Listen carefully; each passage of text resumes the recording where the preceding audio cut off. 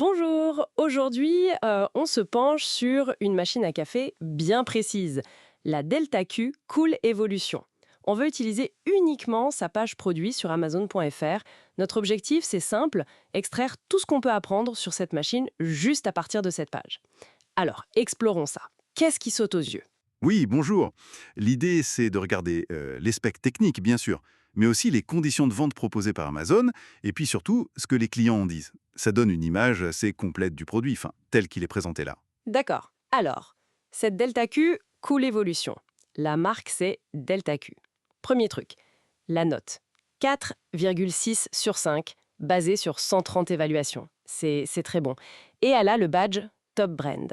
Tout à fait, une excellente note. Le prix affiché, 57,70 €, avec une petite mention réduction de 3% par rapport à un ancien prix de 59,22 €. Alors, cet ancien prix, Amazon explique ce que c'est maintenant.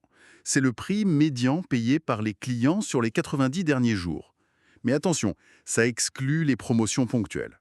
Donc, c'est une référence intéressante pour voir la petite baisse actuelle. Bon, à savoir. Côté technique, c'est donc une machine à espresso qui utilise des capsules. L'affiche mentionne un filtre réutilisable. Ça doit être le porte-capsule, j'imagine. Oui, très probablement. C'est souvent comme ça que c'est formulé pour ce genre de pièce. Elle est aussi décrite comme programmable et même contrôlable via une application. Ah d'accord. Capacité du réservoir, 1 litre. Puissance, 1200 watts. Tension, 240 volts. Pour le look, elle est noire. Les finitions, c'est un peu flou, parfois chrome, parfois acier inoxydable, selon la section de la page. Poids, 3,5 kg. Dimension, 44 par 19 par 33 cm à peu près.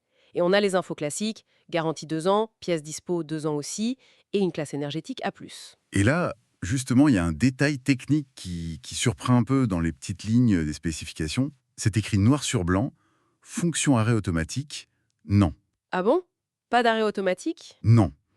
Et pour une machine classée A+, euh, c'est assez inhabituel aujourd'hui. Ça soulève des questions sur la consommation en veille, ou même juste le côté pratique, la sécurité perçue. Ah oui, bien vu. C'est vrai que A+, sans arrêt, c'est pas commun du tout. Bon, sinon pour l'achat, c'est vendu et expédié par Amazon. Exactement. Donc, logistique Amazon, en général, ça roule. Et politique de retour standard à l'U. Gratuit sous 30 jours, en plus du droit de rétractation légale de 14 jours, où il rembourse tout, prix et livraison initiale. C'est clair. Il parle aussi des paiements sécurisés.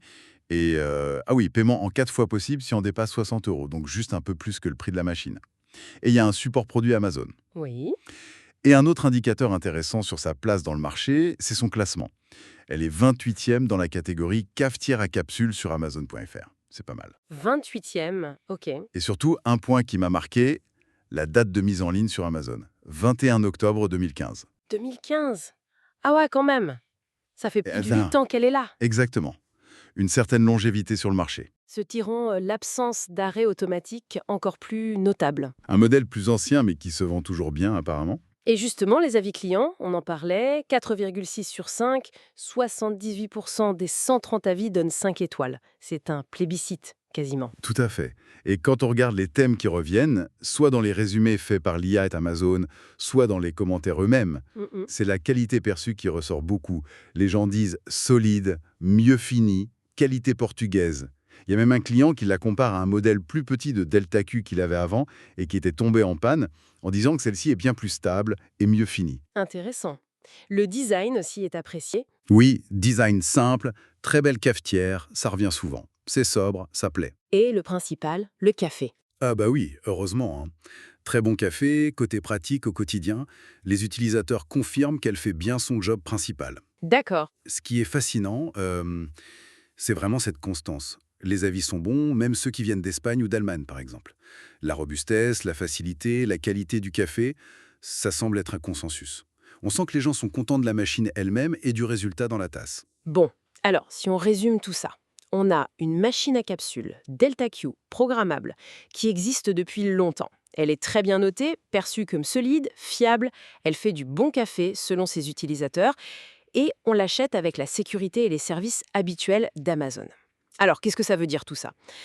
Pour quelqu'un qui chercherait un système à capsule éprouvé avec de très bons retours, ça a l'air d'être une option sérieuse, non? Absolument. Et ça laisse une petite question en suspens, je trouve. Ce modèle de 2015, sans arrêt automatique, mais classé A+, est toujours aussi populaire et bien noté. Ça interroge un peu sur ce qui compte le plus pour les consommateurs pour ce genre d'appareil. Est-ce que c'est la performance pure du café, la robustesse, la simplicité d'un modèle connu? Est-ce que ça prime sur des fonctions plus modernes comme l'extinction auto, qui pourrait sembler évidente aujourd'hui? C'est une question de priorité, peut-être de fidélité à la marque aussi. Une piste de réflexion.